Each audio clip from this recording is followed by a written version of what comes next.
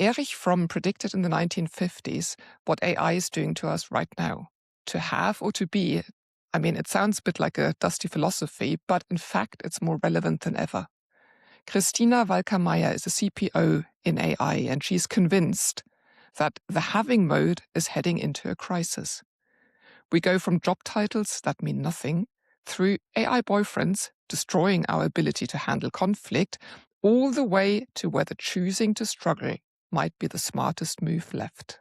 Willkommen bei Insanely Human. Ich bin Steffi Kiefer und hier geht's um KI im echten Leben.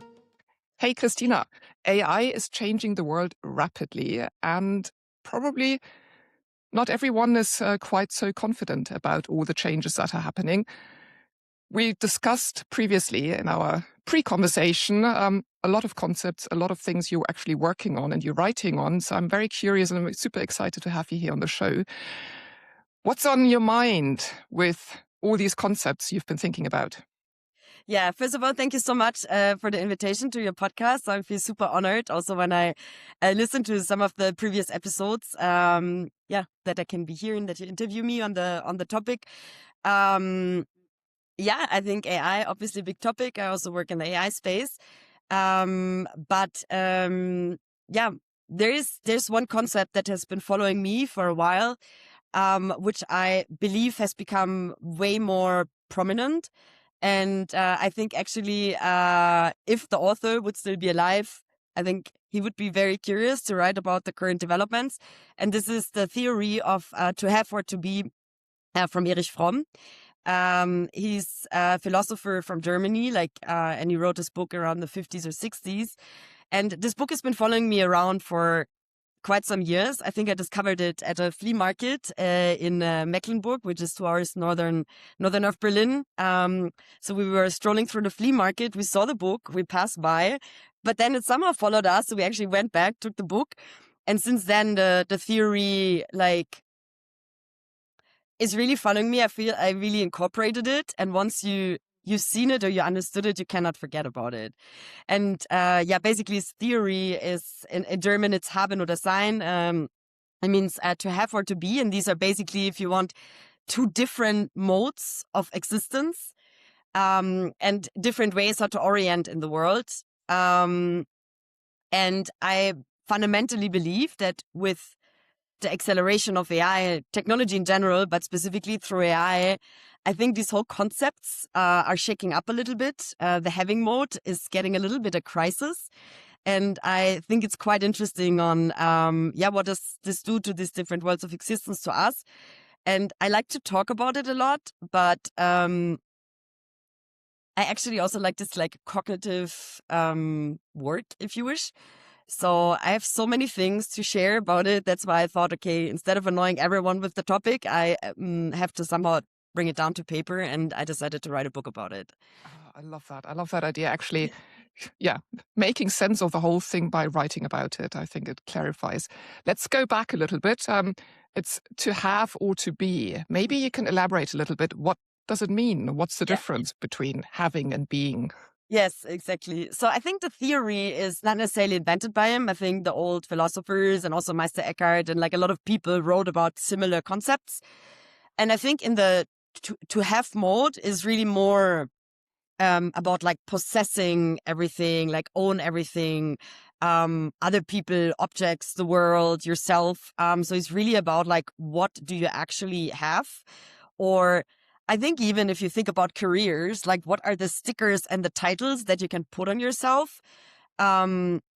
Because you can be a product manager, for example, but you can do your job on the paper without really feeling it or really being the product. But these people often tend to not become very successful because they're managing something, but they don't feel it. You would say, Gen Z speak, you would say, they don't feel it. The to have mode is, the to be mode is quite different, because here it's more about being present in the moment. But at the same time, it's also about you as a human being, and it's about becoming, growing and changing as a human being as well. It's a lot about aliveness, about movement, about change and growth. And that's basically, I think, the main difference. So to make it a bit more tangible, let's take the topic of knowledge or learning. If you would say, I've read a lot of books. I went to Harvard and Stanford, to all the Ivy League universities. Like, you have a lot of great degrees, maybe a great titles. Means you have a lot of knowledge. You have a lot of knowledge on the paper, but you also read all those books, and you can actually repeat the opinions of other people very well. But this doesn't necessarily mean that you're wise and you know a lot, because that's a very big difference, right? I always take this example that I had once in the past. We were sitting together at a dinner table, and there was this guy, and he's basically like, he knows everything. He's basically the Wikipedia in person, if you wish. And like, for every topic, he could throw in, oh, I read this book, and this guy said this, and this guy said this, and this guy said this. And there was an elderly lady sitting in this round as well. And she had like really charisma and aura. And she was also very smart. And she looked at him at some point and she says, that's all great, but what do you actually think about it? And it was this one sentence. She dropped it like a bomb. And I was like, yeah, this makes it so tangible. And I always say, you can always imagine it. If you imagine it as a picture, I would say the have mode is more like the shell, the outer appearance, versus the be is like the substance. It's like the substance, or I would say the content. So it's basically your inner world. And what is quite interesting is also what Erich Fromm says is like, as a society, we have moved way more we're moving way more into the to have mode of existence over the past decades.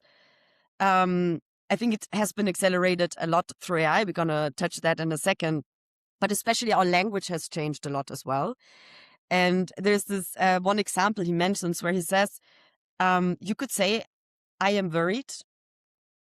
This would mean you make yourself vulnerable. You share something about yourself. You are worried, right? It's like something you feel.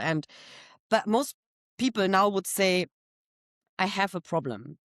And he names a lot of these examples, how society is step by step alienating or like creating some distance and objectify certain things.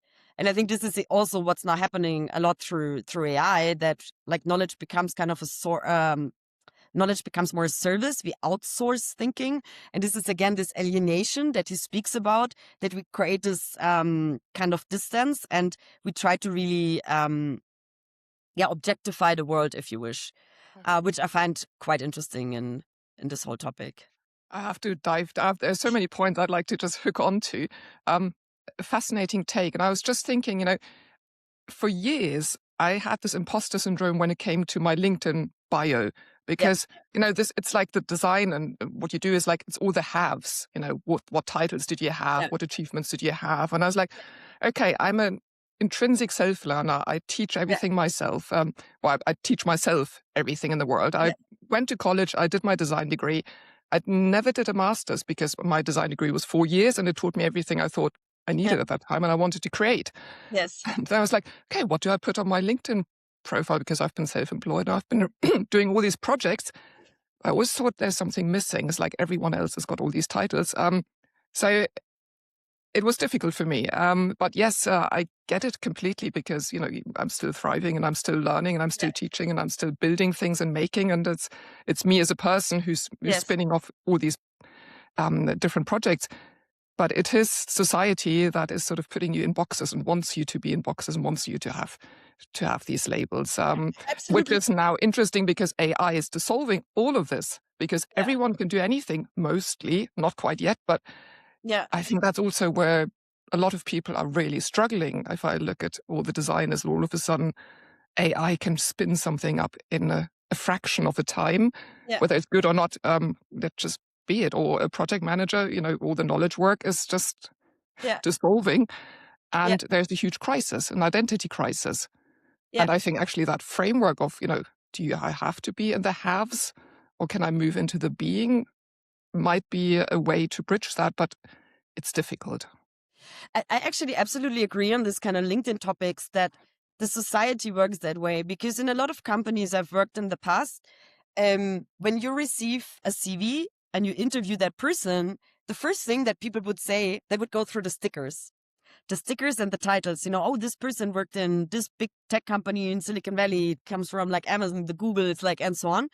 And I always felt we give these people a benefit of the doubt because you want to believe they come from this company, they must have seen that. So you don't pay attention so much if they actually have the skills and if they actually did it or what did they actually do there. Versus if you have people coming from smaller, more unknown companies, for example, these people have to prove themselves way harder. And at some point, I can remember it was pretty much 10 years ago in a company where some of my colleagues said, for me, it's almost a signal of where I look twice if someone comes from a large tech company, because exactly of this phenomenon that the majority of people gives them the benefit of the doubt because we tend to believe the stickers way more than to actually try to connect with the person and really see what is inside them, what is like intrinsically driving them, and can they become the topic.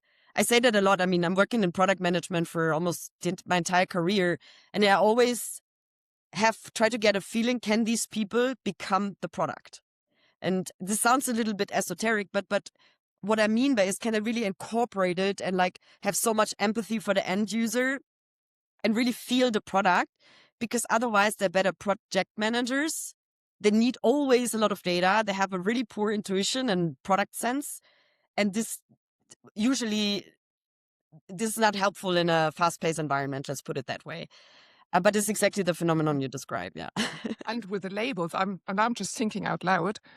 Now we need different evaluation criteria because the label doesn't mean anything. It doesn't mean, does this person have taste? Yeah. Is this person intrinsically motivated? What you just said, do they have empathy for the users and do they live the product? Can they evaluate AI output in a meaningful way that they can be held accountable for it? Yes. And so the sticker doesn't mean anything. If I've worked at one of the large tech companies, it doesn't mean I can tick those boxes. And I think we need to rethink that. How do we make sense of all this, and how do we, if we're hiring people, how do we evaluate if they come with this kind of skill set? No, absolutely. You need to get to the core of the human being, especially in hiring, because everyone now can leverage AI to optimize your CV. And then you send your AI optimized CV, and then AI is going through your CV and deciding if it's good enough and so on. And the only way how to test is really like, how do they act as a human being? So when I recruit, I always ask them, tell me about the most frustrating environment and situation you have been at work. And everyone is like usually so confused by this question because they have not prepared for it. But this is then how you really see how they have grown out of the situation as a human being. Now we get into the being state. So then you get a way better idea about the person. Then if they tell you all their optimized answers that they probably pre-created with ChatGPT. So when it comes to being, how do you see yourself in that situation? What's changing for you now that you have that different view? By the way, I love the fact that the book found you on a flea market, or it sort of stayed with you. It sort of makes it very, analog and human and real. And it's not something that Claude or ChatGPT just sort of spat out. There's something magical about it. Yeah. So what has changed for you?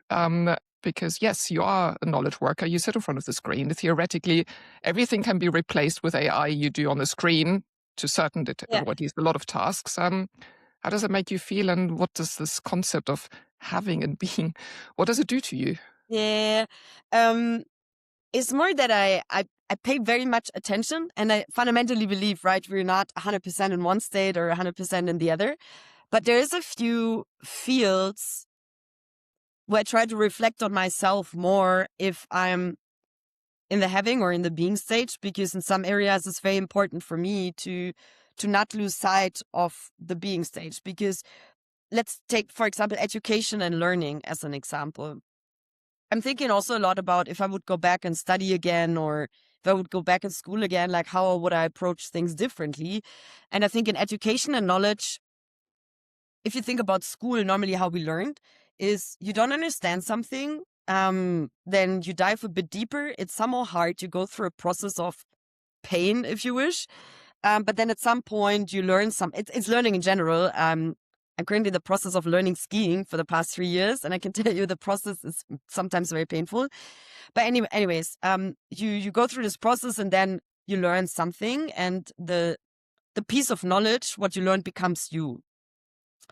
So a little bit simplified in a nutshell. But now with having all kind of knowledge accessible instantly at our fingertips, what's the point of like learning stuff by heart? I mean, learning stuff by heart, to be honest, is for me the analog version of an AI, because you also just swallow it, you spit it out and you forget about it. You don't become the knowledge.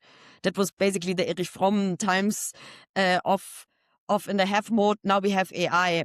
And through AI, everything, like all knowledge becomes accessible. So what's the point of really learning something? And I think here, I try to differentiate for myself what is a piece of information that I need to unblock myself so I can continue, versus what is something I really want to dive deep into and I need to incorporate it, that no matter what challenge gets thrown in my way, I can take a decision on it. Let's take, for example, product work. So in our work, normally you start, when you build digital products, you start with a so-called inception document or briefing document. Now I can see a lot of product managers are basically writing this bit with ChatGPT or with Claude or with any kind of AI, and think, hey, but we should actually leverage AI and become more automated. The problem is, this is the most important part where you need to apply the thinking, because otherwise you don't understand the topic. Because at some point you need to take decisions, shall I do this feature or this, what is more important and what not?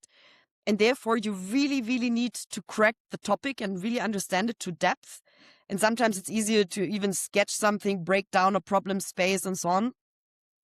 And then you can still, leverage AI to maybe complement or to challenge it and to make it better. Huh? But the starting point, I think, should always be that you need to understand the topic. And this is for me,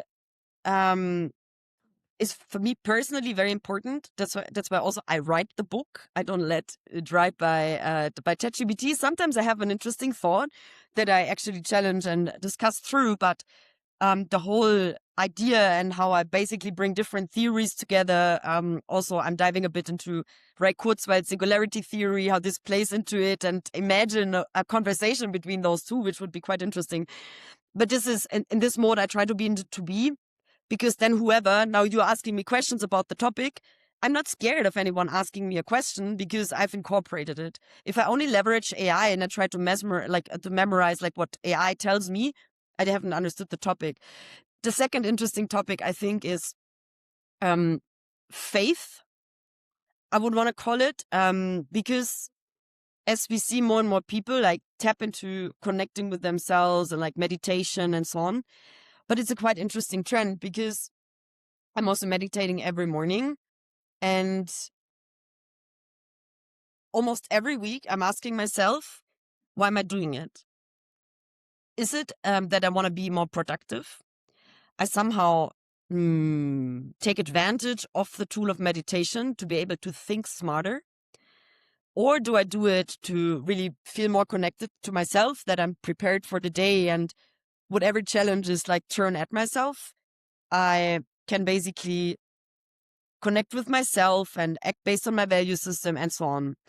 And this is also quite interesting topic, because in the to have mode, you would basically, you want to have like ready-made answers, is basically the people going through a meditation retreat and want to know from their teacher, had the ready-made answer, so to say, and offer a certain certainty or maybe even a sense of belonging, but more a fake one, because I want to belong somewhere, because I don't feel I belong to myself. Versus if you're in the being mode, you're more in orientation with yourself, like you're aligned internally, and like whatever comes in life, you're very well connected to yourself. And the other topic is authority. Authority is very interesting also in the world of agents, because authority in the have world is, I have a title, I have a higher rank than you. So when I tell you something, you're gonna do it, because in the rank of hierarchy, I'm above you, and that's why you have to do what I say. And this for me, like, still, I think in a lot of conservative work environments, that is still the case. I felt in the past 10 years, and with the rise of technology companies, like there was more kind of a flatter hierarchies kind of movement. But to be honest, since we're in a crisis mode for the past 3 to 5 years, I see more and more of this like old top-down hierarchies coming back, which is quite interesting. Versus in the to have mode, you're a leader and people follow you voluntarily because they feel you have something that they believe in and they want to learn from you and they want to follow you. And I think now when it comes to agents, you can even bring it to the world of AI and agents, because an agent basically also has authority. It tells you what to do. Someone setting a goal, then the agent basically figures out for you what to do to actually reach your goal in the best manner. Doesn't matter in which private or work context, but in the end, it gives you authority. But now the question is, who takes the responsibility for this? Back in the days, it was the manager who takes the responsibility. Then you can follow, and I don't know if you're running in the wrong direction. But who takes now the responsibility for the agent? That's quite an interesting question. And Erich Fromm back then also said the most dangerous form of authority is if it's not perceived as authority anymore. And I thought a lot about this topic, especially in light of building AI agents, obviously. But I'm asking myself why he said that, because on the one side, you could say it's a good thing, because if people don't perceive it as authority, they follow voluntarily, they believe it, it doesn't feel top down, and still there's someone leading them in a direction. But I guess where he's coming from is more that it easily can fall into a manipulation. And this is, I think, very interesting that we have to keep in mind in times of agents telling us what to do. Because right now we're still challenging it. We try to understand, where's the agent coming from? Why does he say that? If you watch Idiocracy, and I'm pretty sure you've seen the movie, you see it was from 2010. And then they said 2010, they said, this is the world in 300 years. And now we have 16 years later.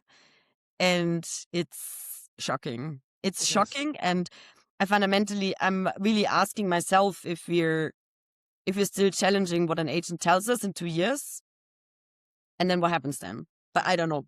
We all talk about guardrails and all of that. I think whoever is not working in AI, I don't know. I don't know where this will go, but it's interesting. Yeah. Yeah, definitely. This is also where I see, the darkness was like, it feels like winter's coming, because what I'm noticing, I'm also, working with agents and several terminal windows open. And at some point, cognitive capacity reduces, and I don't even, I get tired, constantly evaluating and thinking things through. And then at some point, it's like scrolling. You just press yes, do it, whatever, just get your stuff done. And so I can have my coffee break because I'm tired. And that's also then becomes dangerous because you stop thinking, and because it's so convenient. It's, it's like taking the escalator in the subway. Yeah. It's just convenient. And we're wired for convenience. Our brain is wired for convenience to save energy. And it'll be the same problem. Yeah. So I think this is something we actually have to be very much aware of, that in the time of agents, that we do deliberately take those breaks. And I love the point that you said, meditating. It can be a short break, but, it's something that regulates ourselves and it brings us back into the body. Just noticing, are we thirsty? Where are our shoulders? And just checking in with ourselves to be in the present moment and say, hey, is this good? Am I on the right track? Or has my brain switched off? So yeah. And I have to say, like, I also once went into a 1-week meditation retreat in silence. And what was very interesting when I came out of it, that I felt, and it's really hard for me to explain it in words, but what has lasted, and it was 10 years ago or so, until then, is that I feel it's almost that I see the shell versus the substance. Even when people tell me something, it's almost that, like, I cannot even tell it if it's my brain or what is perceiving it, but my brain is differentiating, this is the shell of it and this is the substance, and it's almost like I can visualize it, or it's very interesting that my brain since then has really changed. and is almost breaking things down in these two buckets. And it's not to judge in a positive or negative manner. It's more like that. It's almost like I see that when someone tells me something, and I try to differentiate the two things from each other, which helps me a lot, for example, also in interviewing, that I can, within a few minutes, usually distinguish, okay, this is the titles that you have, whatever. And this is now what is really the insight of this person. And then this is how I try to bring it together. But it's also, I think, now, if you go more towards also private life, there's a few things which I find quite interesting, because also in relationships, for example, there's now these AI boyfriends. And I think in Asia, this is already quite a big hype already. But I'm very confused. I mean, okay, confused is a bit hard because it sounds very negatively judging, but I know people who are trying this out, and it's interesting to see how quickly they're hooked. And this is very, very interesting, because it's a way how, look, if you think about why you have a relationship, and if you ask people, why do you even want to have a relationship? There's usually two types of answers that you get. On the one side is like, yeah, I feel so lonely. I want to go through life with someone. And like, it's basically a little bit the to have mode, which is like, I want someone to drive satisfaction for me, or like to fill up some holes that I have in myself, or you want something externally to fix something which doesn't feel right internally, if you wish.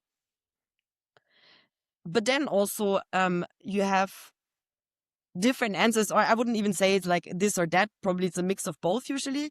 But in the end, if you think about what is a relationship, you get to know someone. It doesn't matter if it's boyfriend, girlfriend, or if it's even a friendship, because two people come together and you are different. And after the honeymoon phase, you will figure out their differences, different values, different opinions on certain things. And you start to negotiate. And this is also where often things break, because if you have two egos and they're not willing to grow together, this is the being mode again, it's the growing, becoming together, it will not work out. And with leveraging AI or LLMs as a new type of boyfriend, and a lot of people use LLMs now they say, it's my new therapist, but it's very dangerous, because it rather has a tendency to confirm what you need and to fulfill, basically to satisfy you all the time. That's dangerous, because at some point you unlearn to go into resonance with another person. And that also means my behavior has an impact on the other person. And this other person's reaction has something on me. And do we manage to work that through and become together? And this completely goes away through AI boyfriends, because I think it's rather quite dangerous, because it destroys our capabilities of negotiating and go into an exchange and grow together as human beings. So in my opinion, it's very counterintuitive. If you do that for a while, it's way harder to find a real human being that will satisfy your needs, so to say. But I think the same is going on, somehow with work, because if you automate all your work at some point, let's think of a designer, they can automate a lot of their work now. But what is then that part of work that were you? Like, I think it drives again the alienation that we talked about earlier, this distance, a lot. And I'm wondering if this is helpful for companies. To a certain degree, they will save a lot of money, but people are way more alienated to their job. And will they then take the extra mile, go the extra mile, or like, do the extra hours that you actually want, if they don't feel so associated and with the job anymore? I think it all boils down to staying in your comfort zone, which is not good. It's it's a bit like, as soon as you stay comfortable and you don't seek that friction or that tension, yeah, you're going to die. I mean, that's said over the top, because you're going to become lazy. You're going to become, don't stop. You're not going to think anymore. You're going to take the escalator for each time, metaphorically. and you're shriveling like a dried raisin. So with any kind of thing, whether it's thinking, whether it's, who you are as a person, whether it's the being mode, going into sports, I mean, if I don't use my muscles, I'm going to not be able to walk up those stairs again. And I'm wondering if we shouldn't include like friction rooms. In a previous conversation in the podcast, we had, the thinking rooms. So away from the laptop, so you can actually think things through, and it's becoming the new status. That sounds weird, but it's like you can think. And now maybe we need like friction rooms that you seek that friction consciously to grow. Yeah. That's a very interesting point, because I also dived a bit deeper into the idea of Kurzweil's singularity theory. So in the end, it's like very different ways of looking into the world. And I'm wondering if Erich Fromm and Kurzweil would have something to say to each other, or like Have you tried that? Have you simulated a conversation yet between the two of them? Not yet, actually. I mean, obviously, I tried to reason over the different theories, but maybe once I'm deeper in the book, I will potentially do that. And I mean, his theory is basically that humans and machines themselves are basically blending. So the boundaries of humans and machines will basically dissolve. I think one of his most famous theories is at the end of the 40th years, I think it was 46, he says it's got to be the last year where the last human is born that's not technologically enhanced, and afterwards all human bodies will somehow be technologically enhanced. So we see that already with like neural implants, like cognitive enhancements. I think he even talks about like uploading your consciousness at some point. And what I was asking myself is a very simplified example, but if you think of, for example, running a marathon, in the to be mode, you would say like running a marathon in general is something which is very in the being, because you need to train for it and you go through a lot of sweat and pain and challenge yourself. But then afterwards, you're not the same person than before. That's what the being is about. It changes you as a person. Same in learning. You learn something. Afterwards, you have changed as a person. So now if you think about it, if you run a marathon and your body is technologically enhanced, so maybe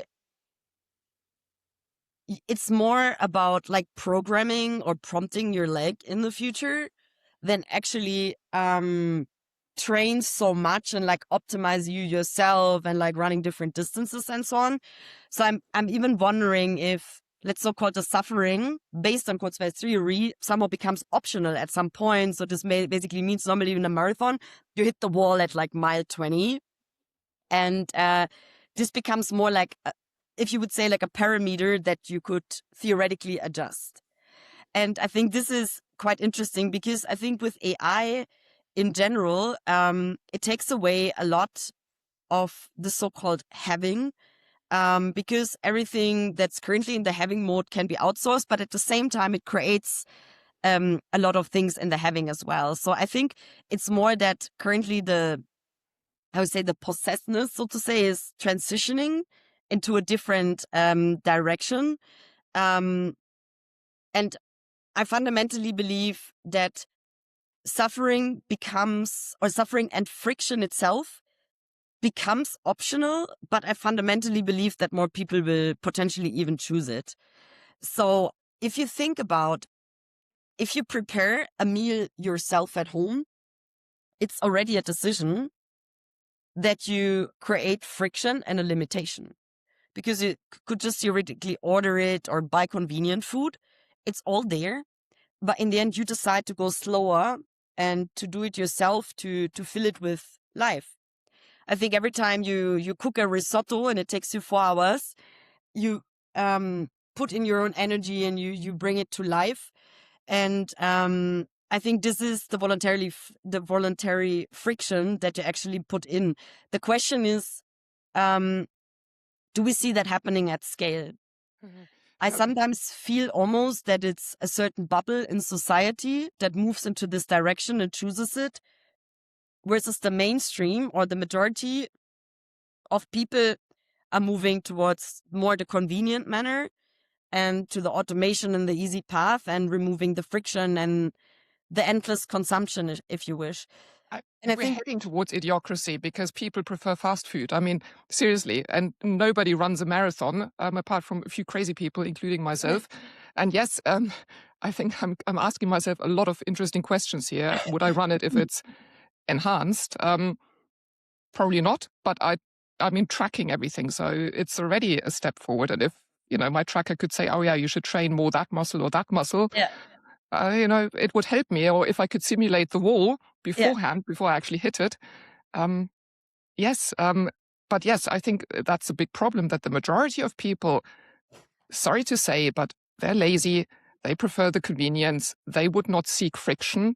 And only, I think, a small fraction will go for the friction and the difficult bits, because they know that it actually creates a lot more happier hormones. And although I do have to say, cooking a risotto for 4 hours, that's not me. I would never actually. Yeah, if I can't do it in half an hour.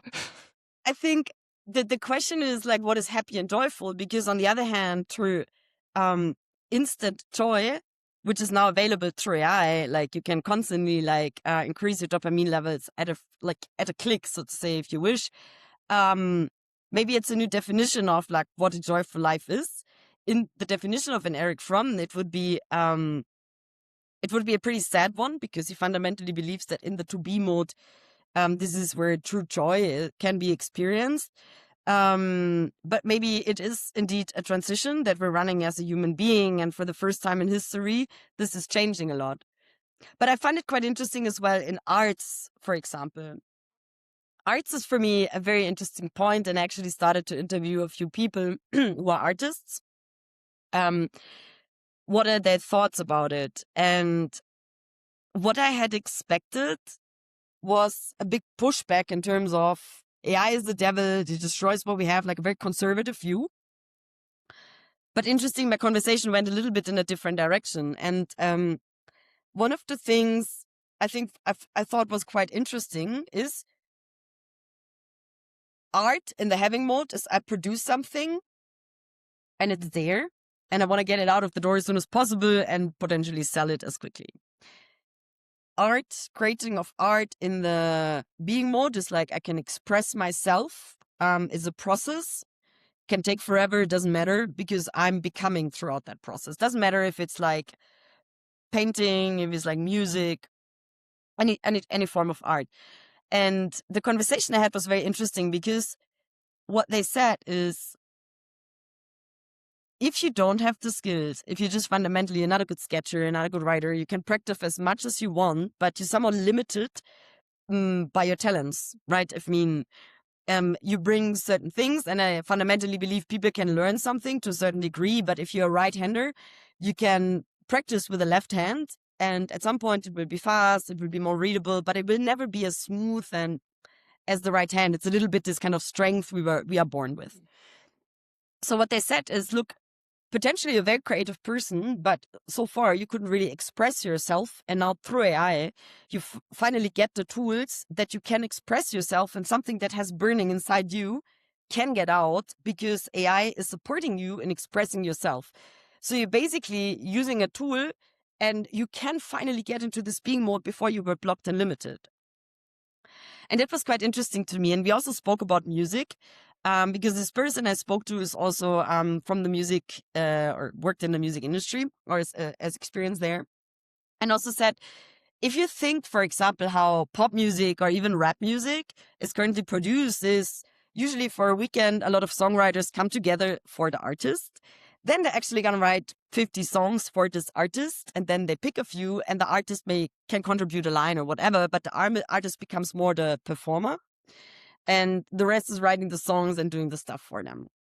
And he said, now tell me, this has been in the industry for a while. So what is AI changing? AI takes away the job of the songwriters, of the people doing the job. But it's already kind of a bit of fake industry, because usually we want to attribute the success and these nice songs to the performer. But the performer itself is often just a shell. We and have the actual content. ghostwriters. Yeah, we have ghostwriters in literature as well, or Exactly. speechwriters or Yeah. those kind of things. And it's So you been around for. already, and he said like an AI, in the end, doesn't really matter if you have fake songwriters or if an AI. My question is if people will feel the difference, because I'm all for automating whatever can be automated.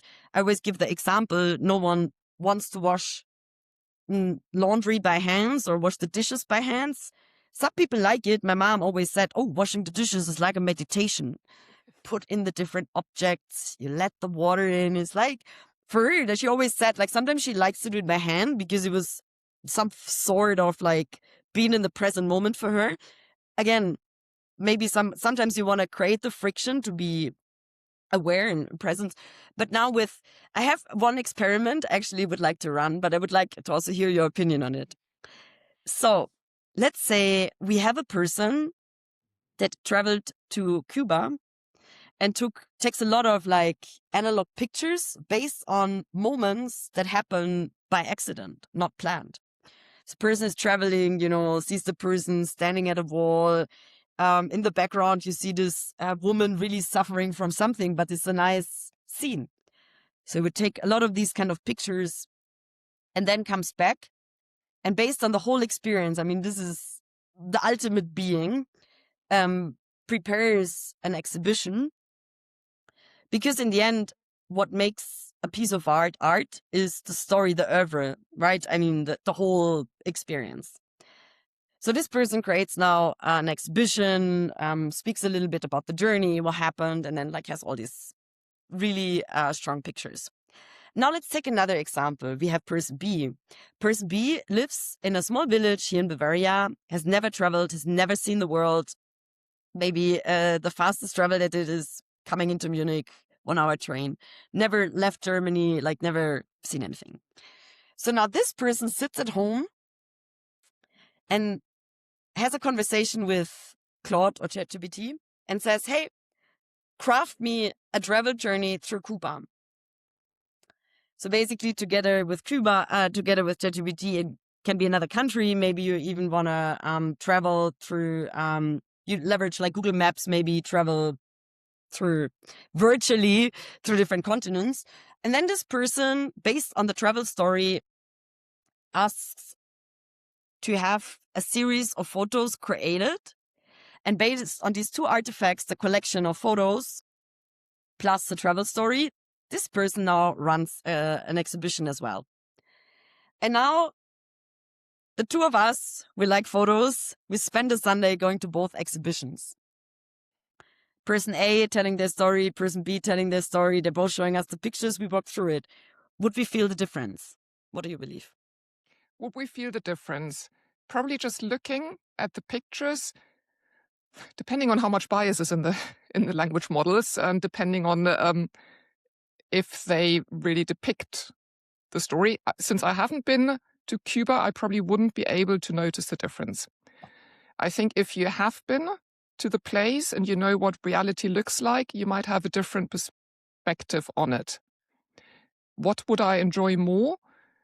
Knowing, I'd probably enjoy more the real story because it's based on truth and it's somebody else's perspective and it's somebody else's story that is being told. The other one, it's a curation of AI pictures, so there's a slightly different story. Yeah. But it's not anchored in the experience the person has lived there and why that person picked a particular angle or particular shadow. So I don't know, but you know what I found interesting? In your reply that you said, if I would have been to Cuba, maybe I would see the difference. Because when you said that, I was wondering, is this trying to objectify and find a rational reason to it as well? Because once you know that, you could again train the LLM to become better, make it optimize pictures in a way that a person that has been to Cuba wouldn't recognize. It's objectifying. Where I'm almost was more coming from is like, do you go in as a human being and feel there's something off? And this is more the feeling, because I'm really wondering at some point when experience become more artificially created, how are we capable to know the difference?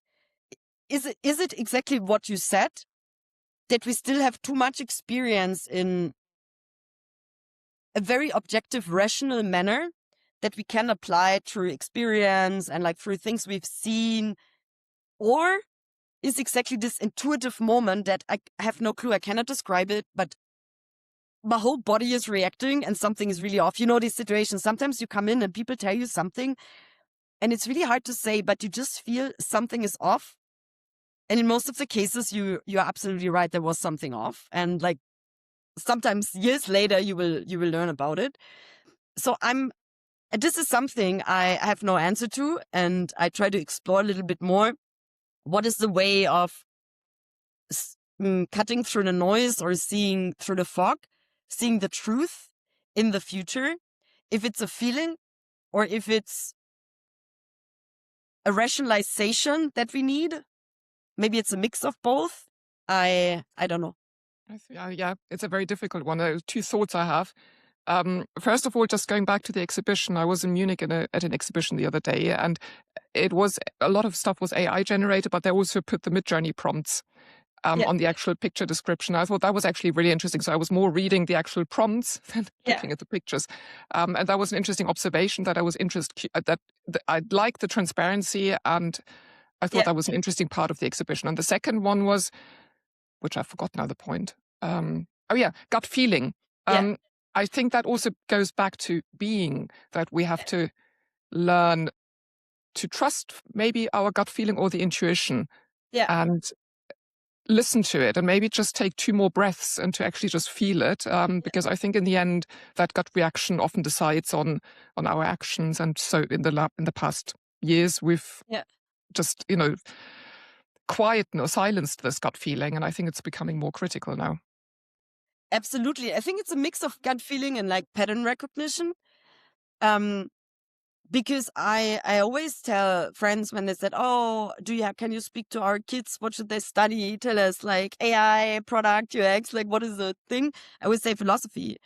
Because I can remember like my dad back in the days, I asked him, "What shall I study?" And he said like, if I would study again, I would study either business or philosophy. And unfortunately, I started with music and culture, but then went into business. But I would also study philosophy right now because it gives you a little bit like mathematics. It gives you this pattern, like structured thinking. And I think this is exactly the type of thinking that is now needed, that you have a few frameworks that help you to see through the fog or to cut through. And I think this is becoming very important, because the way how I believe technology and AI will evolve, it goes a little bit in Kurzweil's theory, where your inner world becomes data. So if I am discussing certain things, my inner life, like my thoughts, this book, whatsoever, with an LLM, in the end, your inner life becomes data and it's going to be analyzed, so to say. And in the end, how Kurzweil also, he's very aware of the topic of consciousness. He's very aware of the topic of the soul, but in his worldview, which is very much the to have worldview, it's information basically that needs to be managed.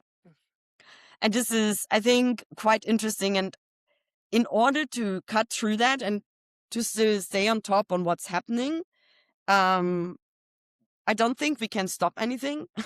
Also, Erich Fromm back in the day said, a human being alone can change themselves, but it will. I'm not saying he said like you cannot have an impact, but the change of yourself like needs to go inherently changed with the change of society in general, right? And this is, I think, very interesting point as well. There is a certain thing that are you as an individual, but then it's the society where you live in as well. And the only thing that you can keep is your consciousness. And I fundamentally believe that AI is pushing the having mode into a crisis, right? The problem is we have the having mode is getting into a crisis through AI, but we don't have a being mode replacement. And that's very dangerous, because this is in the end exactly what happened in the 1930s, if you wish. And I think is a very similar development that we're seeing right now, that people were so optimizing for the whole having. The whole having was destroyed.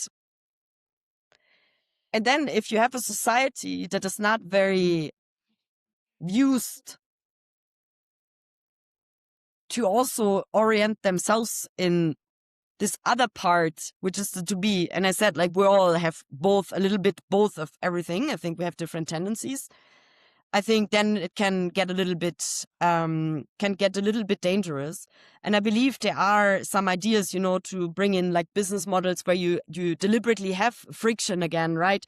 Which is indeed, we see the big craft revival. People want to produce something with their hands. I think we see contemplation practices like meditation, mindfulness, and so on are becoming way more important. Or there's, for example, Othership in the US and Canada, where it's about cold plunging and like breath work. And I think there's a lot of, I know you guys are really into it. But in the end,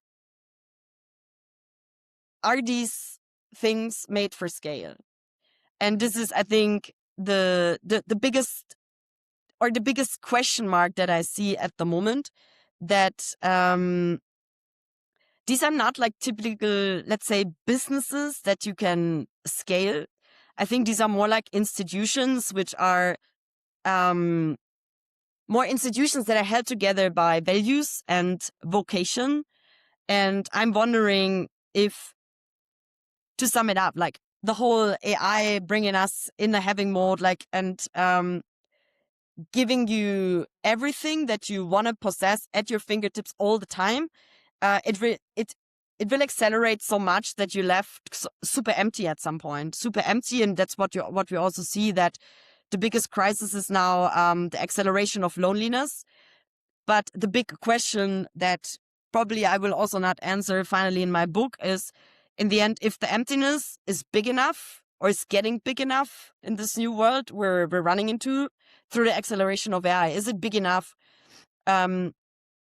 to basically build something and sustain something new? Or the other direction can just be that the having mode completely basically takes over. It takes over everything, including the search of being itself. And that's not very positive outlook. It can go both directions, I think, as accelerating, like the AI boyfriend, like whatever, like AI always having an answer for us and delivering to us what we need instantly. Either it's accelerating so much that at some point it leaves us so empty and so lonely that we wake up and understand we need to bring the being mode back. Or it's not happening and the having mode takes over completely.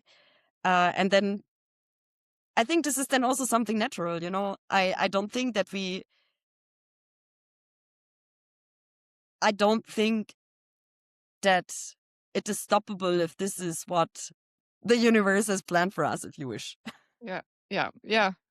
Let's try and end with a positive note. I just, before we wrap up, I think we are going through a very bumpy phase ahead. I think it's not going to be fun, but I think realizing that we do have a being mode, that we can do things in the circle of the influence we have.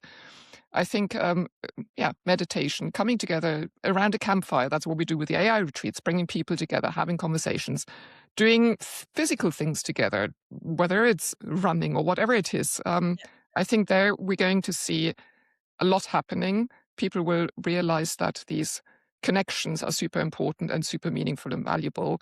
Whether that's a scalable business model, yes, I mean, we see running clubs happening everywhere. We see bakery raves. We see all these new things, new forms. And I'm positive that this might sort of counterbalance a little bit the other direction. So this is also where I'm putting my money on at the moment, bringing people together and, connecting. No, actually, that's why also I really love the work you guys are doing also with your retreats and bringing both topics together. Because I find this is quite a healthy conversation with like celebrating technology, but understanding basically what you're doing is bringing together the having mode, the positive sides of the having modes or the tools of the having mode together in a being mode. And I think this is very valuable, very valuable and very healthy, because also one person told me at some point, if everyone would only be in the being mode and we're all super present and aware all the time, the world would be a way better place. But we would probably, from a development perspective, be 300 to 500 years back. So I think there are positive sides for both. And Yeah, so I totally agree. What advice would you give to people who are who've never heard of this being and having, and yeah. who get it, and they want to pay more attention to the being mode? What would you recommend they should start with? Well, I think it's becoming aware of it. As I said before, once you see it, you cannot unsee it. And there might be things in life that you really care about. And here you always have to have the decision, do I want to be consciously in the being here, going in resonance, being able to change, to grow? Or is this something that is very unimportant to me and I just want to get it out of the door and done? And I think for the second part, leverage tools, automate the stuff out. But for the stuff that really matters to you in life, take the conscious decision to be very in your being mode, because this means something very different. That's a good start. Just being aware, metacognition is the Yeah. skill to have. Do you want to add anything at the end? Is there anything else we haven't touched on? No, but everyone who is interested in the topic, please reach out to me, because as I said, I've started to write a book. It doesn't have a deadline because I'm only doing it for myself. I'm very in my being mode doing it. But I love to exchange on the topic with people and get their thoughts. So. Das war wieder Insanely Human. Vielen Dank fürs Zuhören und Zuschauen. Folgt mir, liked den Podcast, das würde mir unheimlich helfen. Und bis zur nächsten Folge. Ciao, ciao.